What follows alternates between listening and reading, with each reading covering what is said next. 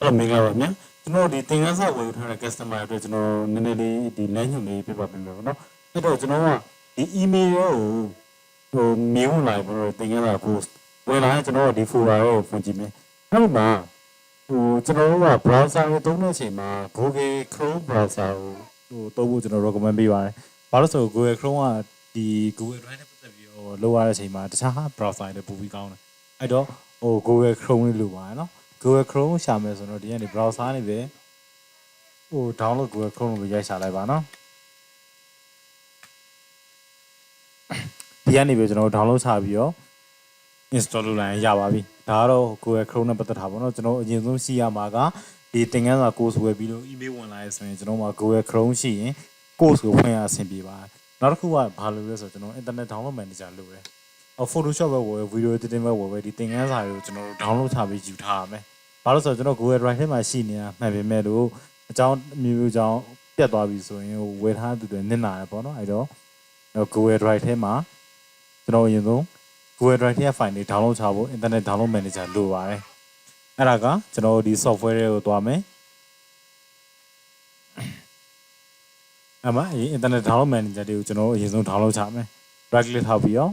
ဘယ်လိုထောက်မလဲဆိုတော့ဒီ IDM 6.35 ဆိုတော့ right click ထောက်ပြီးတော့ download နှိပ်မယ်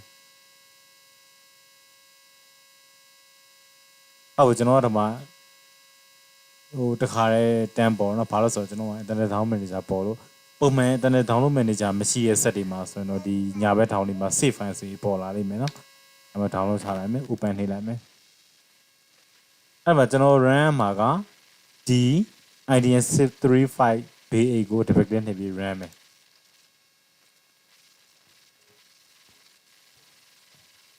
next ပြီးမယ် accept လုပ်မယ် next ပြီးမယ်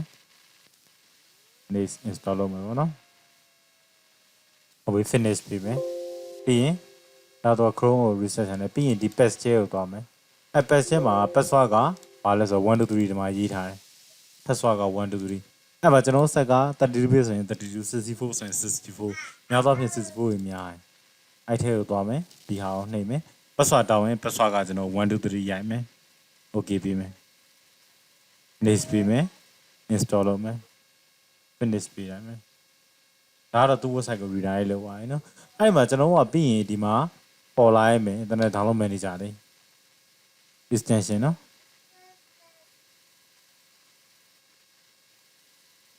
ဒီမှာလည်း internet download manager ပေါ်လာပြီဘယ်ကိုသွားမလဲဆိုတော့ကျွန်တော်တို့ရဲ့ဒီ browser တက်သွားပြီဆိုရင်ဒီ mode 2တွေကဒီဆက်30ထဲက mode 2တွေက extension တွေကိုသွားလိုက်မယ်နော်တွားရင်ဒီမှာကျွန်တော်တို့ဒီ browser ထဲမှာထည့်ထားတဲ့ extension တွေမြင်နေရပြီအဲ့ဒီမှာကျွန်တော်ကဒီ internet download manager လို့ပိတ်နေတယ်ဆိုရင်ဖွင့်ပြမယ်နော်အပြာလေးဖြစ်သွားအောင်ဖွင့်ပြမယ်ပြီးရင်ဒီလေးကိုဆက်သွားမယ်ပတ်ပြီးရင်ပုံမှန်တိုင်းဆိုရင်ကျွန်တော်တို့ရဲ့ဆက်မှာဒီလိုမျိုးနှစ်ခုပိတ်နေလိမ့်မယ် allow file access allow ignite ဆိုတာအဲ့နှစ်ခုကိုကျွန်တော်ဖွင့်ပြရမယ်နော်ဖွင့်ပြမှကျွန်တော်ဒီ file တွေ download ချတာပိုပြီးအဆင်ပြေမှာပါအဲ့ဆိုရင်ကျွန်တော်ကဒါ internet download manager လည်းရှိသွားပြီ Google Chrome လည်းရှိသွားပြီပြီးတော့မှကျွန်တော်သင်ခန်းစာတွေကို download ချမယ်တကယ်လို့ကျွန်တော်တို့စီမှာ internet ကောင်းတယ်ဆိုရင်ပေါ့နော်ဒီ course ကိုဝင်လိုက် course ကို double click နှိပ်ပြီးရင်ကျွန်တော်ဒီအပေါ်ထောက်မှာ download လေးပေါ်တယ်ဒီပေါ်နားမှာလေဒီနားမှာအဲ download ဆိုတဲ့ပုံစံလေးပေါ်နေနော်အဲ့ဒီရင် download ချအဲ့လိုမဟုတ်ဘူးကျွန်တော်တို့စီက line မကောင်းဆိုရင် folder like ကိုပဲတစ်ခုချင်းစီ right click ထောက် download right click ထောက် download အဲ့လိုမျိုးယူသွားပါနော်ပြီးရင်ဒီ create zipping ဆိုတာလေးကိုခဏစောင့်မယ်စောင့်ပြီးသွားရင်တော့ download ပုံစံလေးပေါ်လာမယ်အဲ့ဆိုကျွန်တော် download ချလို့ရပြီဟုတ်ပြီနော် folder တွေအကုန်လုံး right click ထောက် download နဲ့ချမယ်နော် internet download manager ရှိမှအဆင်ပြေပါလိမ့်မယ်ပုံမှန်တိုင်းဆိုရင်လေးပါတယ်နော်အဲ့ဆိုရင်ပြီးသွားရင် download ချပြီးရင်ဘယ်လိုလေ့လာမလဲဆိုတော့ကျွန်တော်ကသင်ခန်းစာနံပါတ်စင်နဲ့လေ့လာရမယ်အဲ့မှာနောက်တစ်ချက်က software မရှိတဲ့ပြဿနာရှိဦးမယ်ကျွန်တော်မှာဒီ Photoshop ဆိုရင် Photoshop software မရှိဘူးဟုတ်ပြီနော် Photoshop software မရှိဘူးဆိုရင်ကျွန်တော်ဒီ software folder မှာပါပါတယ်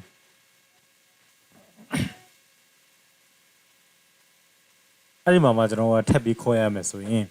ကျွန်တော်သုံးတာ MacBook လား Windows လား MacBook ဆိုရင် MacBook ထဲကိုသွားပြီးတော့ကျွန်တော်တို့ဒီ Photoshop scene 2018ကို right click ထောက်ပြီးတော့ download ချမယ်တကယ်လို့ကျွန်တော်က Windows ဆိုရင် Windows တွေကိုသွားမယ်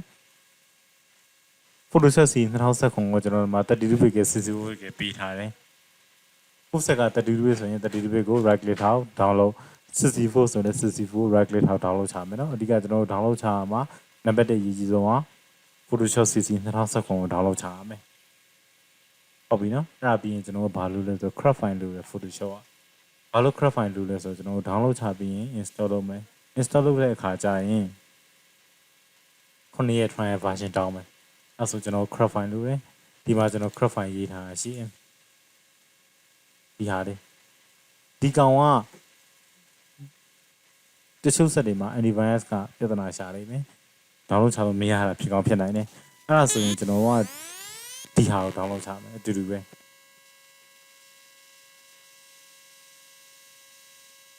ဒါ download ချရမယ်နော်ကျွန်တော်ပြပေးမယ်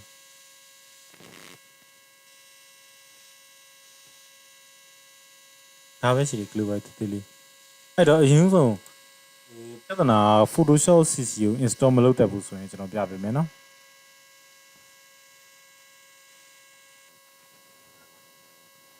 ဟုတ်ပြီကျွန်တော်ကဒီ Photoshop software ကို download ချပြီးလို့ install မလုပ်တတ်ဘူးဆိုရင်ပြပြပါမယ်နော်ဒီမှာကျွန်တော် download ချထားတဲ့ CC 2019 file ရှိတယ်အဲ့ folder တွေကိုဝင်မယ်အဲ့ကျွန်တော် download ချထားတာနောက်တစ်ချက်ကဒီမှာ zip file နော် zip file ဆိုရင်ကျွန်တော်က right click ထောက်ပြီး extract here နဲ့ extract to နဲ့ဖြည့်ပေးရမယ်နော်ကျွန်တော်ကတော့ဒီမှာဖြည့်ပြီးသားမလို့အဲ့တော့ download ချထားတဲ့ zip file ကို extract လုပ်ပြီးဖြည့်မယ်ဖြည့်ပြီးရင်ဒီ folder တွေကိုဝင်လိုက်မယ် CC 2019 folder တွေကိုဝင်မယ်ဝင်ပြီးရင်နံပါတ်1ချက်ကျွန်တော်က install မလုပ်ခင်ဘာလုပ်ရမလဲဆိုရင် internet လေးခဏပိတ်ထားလိုက်မယ်ဒီရတယ်ပြီးတော့ဘာကြောင့် internet ပိတ်ရလဲဆိုတော့ကျွန်တော်တို့ဒီ install လုပ်တဲ့အချိန်မှာ internet ရှိနေမယ်ဆိုရင် तू ကဒီ Adobe တွေကို sign up လုပ်ခိုင်းပါဗောနော် Adobe website မှာအဲ့ဒါတော့ကျွန်တော်လွယ်လွယ်ကူကူကြော်တာတော့ internet ပိတ်လိုက်ရင်ရတယ်ပြီးရင်ကျွန်တော်ကဒီ setup ကို double click နှိပ်မယ်ဒီမှာ install လုပ်နေဒါလေးပဲဒါလေး 100% ဖြစ်သွားရင်ကျွန်တော်က 2019 ရပြီညမှာဘယ်လောက်မှမကြောက်ကျွန်တော်ဆက်မှာတော့အဲ့2မိနစ်လောက်ပဲလုံးဝကြုံတော့ကြာတယ်ဒါ 2019 ကိုကျွန်တော် installation လုပ်နေရနော်ဒါ 100% ရရင်ကျွန်တော်တို့ပြီးပြီ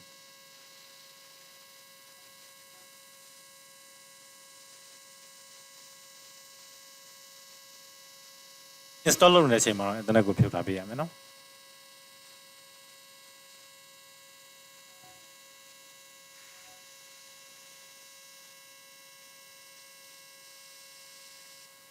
ကြာပြီဒါကျွန်တော် scene 60 ကို install လုပ်ပြီးသွားပြီ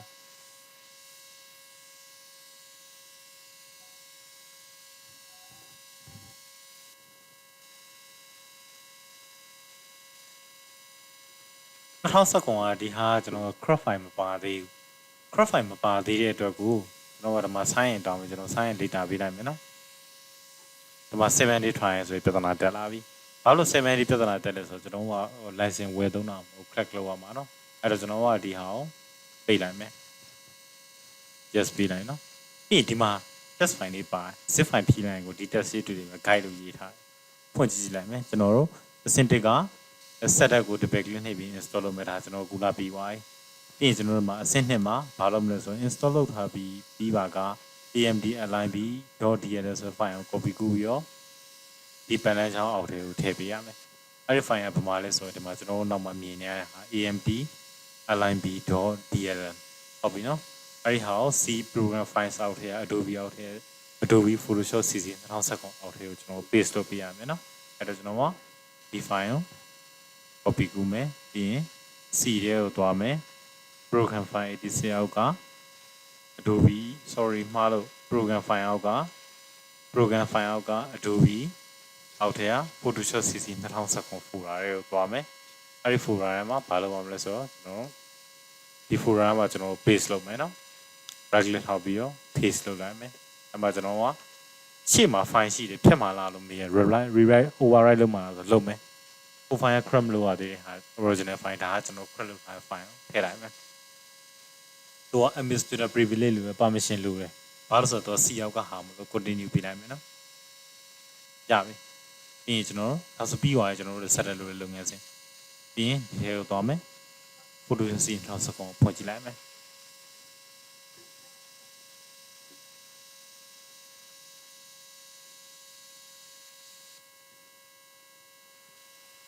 ကြပြီတက်လာပြီသုံးလို့ရပြီ ဟုတ်ပြီနော်ဒါသင်ခန်းစာဟို Photoshop software ရုံ installation လုပ်တာ create လုပ်တာဘာမှမခက်ဘူးလွယ်လေးရပါပြီအဲ့ဆိုရင်ကျွန်တော်နောက်ထပ်သင်ခန်းစာတွေမှာလိုတာရှိတယ်ဘာလဲဆိုတော့ကျွန်တော် internet ပိတ်လိုက်နော် internet ပြန်ဖွင့်လိုက်မယ်နောက်ထပ်လိုမှာကျွန်တော်တို့ Google Nick Collection Google Nick Collection လည်းရိုးရှင်းလေးပဲ right click ထောက်မယ် download ချမယ် double click နေပြီး run မယ်เนาะဘာမှခက်ခဲမပါဘူးဟုတ်ပြီเนาะ Nick Collection Photoshop series sorry မှားလို့ Lightroom ကလည်း Lightroom နဲ့ပတ်သက်တဲ့သင်ခန်းစာအောင် import လုပ်တဲ့နေရာပါပြီးသားဒီထဲမှာဒါကကျွန်တော်တို့ Lightroom CC installation ဘယ်လိုလုပ်ရလဲဆိုတာပါတယ်နောက်ပြီးရင် Lightroom မှာကျွန်တော် preset ဘယ်လိုထည့်ရလဲဆိုတာပါတယ်နောက်ပြီးရင်ဒီမှာ Photoshop CC credit ဆိုတာပါတယ်ဒီသင်ခန်းစာကိုမကြည့်နေတော့ရပြီခုနကကျွန်တော်ပြထားရင်လုံးဝဒါကိုထည့်ကြည့်စရာမလိုဘူးအဲ့ဒါပြီးပါရင်ကျွန်တော်သင်ခန်းစာတွေကိုဘယ်ကစမလဲဆိုတော့ထုံးစံတိုင်းနံပါတ်1ကပဲစလိုက်မယ် right click ထောက်မယ် download ချမယ်ပြီးရင်အဲ့သင်ခန်းစာတိုင်းလိုက်လုပ်မယ်ဒါဆိုရင်ရပြီကျွန်တော် Photoshop course ကိုဝယ်ထားရဆိုရင် install လုပ်ရမှာက Photoshop Season 2019ကို install လုပ်ရမယ် Nick Collection ကို install လုပ်ရမယ် Camera Raw Filter မလို့ကျွန်တော်ဟိုထဲမှာ Camera Raw Filter software ထည့်ထားတယ်ဒါပေမဲ့မလို့ဘာကြောင့်မလို့လဲဆိုတော့ကျွန်တော် CC 2017မှာ Camera Raw Filter ဘေးတင်ပါမိသားမို့လို့ကျွန်တော်တို့ထပ်ပြီး install လုပ်ဆရာမလို့ပါဘူးနောက်ပြီးရင်ကျွန်တော်ဒီလွယ်လွယ်ကူဖုန်းထဲမှာဖတ်ချင်တယ်ဆိုရင်ဒီမှာ Photoshop ebook တွေပါတယ်ဒီထဲမှာ3ခုပါတယ်အထက်ဝင်ကြည့်နိုင် file တွေအများကြီးပဲ ebook တွေ Photoshop သင်ခန်းစာတွေအကုန်လုံးเนาะအားဒီဟိုပေါ့ဖုန်းထဲမှာထည့်ပြီးဖတ်လို့ရပါတယ် Photoshop နဲ့ပတ်သက်တဲ့မှာလို့စာအုပ်တွေပဲเนาะဒါတွေအကုန်လုံးဒါဒီထဲမှာဆိုရင် video တင်တဲ့ပတ်သက်ထားမှာနည်းနည်းပါပါသေးတယ်တကယ်ကောင်းတဲ့စာအုပ်တွေပဲကျွန်တော်ထည့်ထားပေးပါမယ်เนาะနံပါတ်1မှာစလိုအပ်တဲ့ double file တွေ background တွေဒီထဲမှာပါတယ် general ထဲမှာကြည့်လို့ရတယ် live ဝင်ကြည့်ပါเนาะသင်ခန်းစာတွေရလှုပ်ရင်ဟိုအချိန်လိုပဲနည်းနည်းလေးတော့အချိန်တော့နည်းနည်းလေးပြီးမှရမှာပါအချိန်ပြီးပြီးတော့အဆင်ပြေနိုင်မှာဒါကတော့ကျွန်တော် Photoshop course နဲ့ပတ်သက်ထားပါเนาะနောက်ပြီးတော့ Premiere Pro ဝယ်ထားရဆိုရင်လည်းကျွန်တော် Premiere Pro နဲ့ပတ်သက်တဲ့ဟာဒီ video တစ်တင်းတော့ဝင်ကြည့်လိုက်ပါဝင်ကြည့်ရင်ကျွန်တော်ကဒီမှာ download ချဖို့အတွက်ကို Premiere Pro ဝယ်ထားဆိုရင် download ချဖို့အတွက်ကို internet download manager ပေးထားတယ် install မလုပ်ရသေးဆိုရင်ခုနက video တော့ပြထားတယ် installation လုပ်မယ်ဒီ full တွေထဲမှာဘာတွေပါမလဲဆိုတော့ web title လား template ပါမယ်ဘာလို့ထည့်ပေးရလဲဆိုတော့သင်ခန်းစာမှာဒီ web title နဲ့ပတ်သက်ပြီးလောက်ရတဲ့သင်ခန်းစာပါတယ်ဒီ full တွေထဲမှာပါတယ်နောက်ပြီးရင်အရှင်း file နဲ့ MP3 တွေဒါတော့ထွေထူးရှင်းပြစရာမလိုပါဘူးကျွန်တော်တို့ဒီ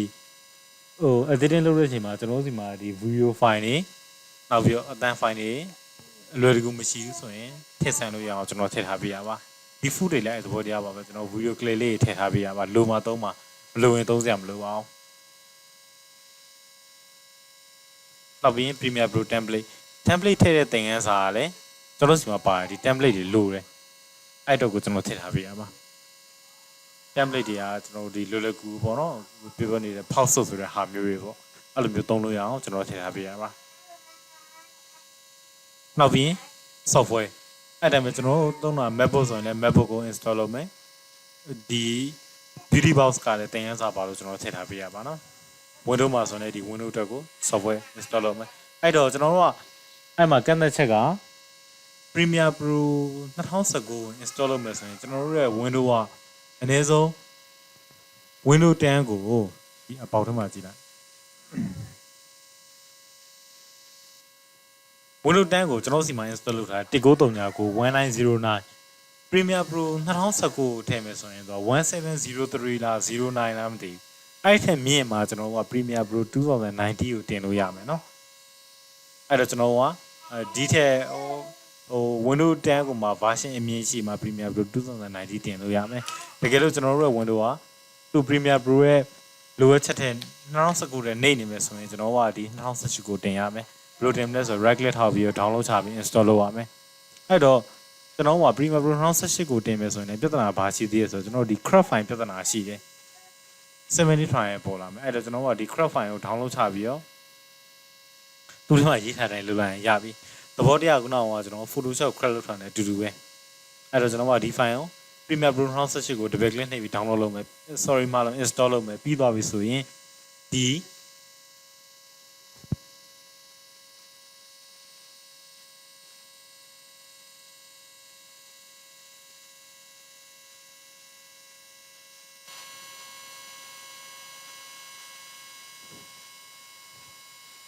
ဒီမှာကျွန်တော်ဟို crop လို့လုပ်ရမလဲဆိုတော့ရေးထားပြီးရเนาะအဲ့ဒီအတိုင်းကြည့်ပြီးလုပ်ပြပါ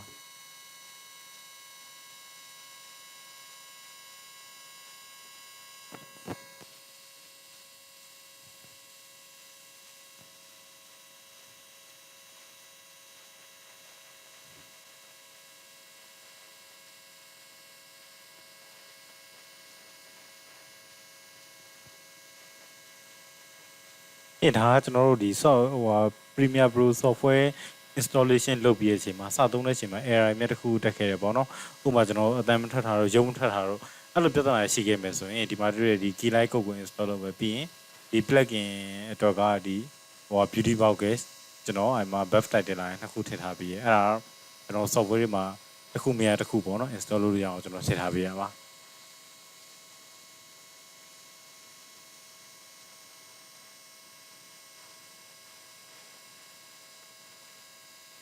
ဒါကတော့ကျွန်တော်ဗီဒီယိုဖိုင်တွေပေါ့နော်အဲ့ထက်မှာကျွန်တော်ကြည့်လို့ရတယ်ဒီ site ထဲမှာလည်းကျွန်တော်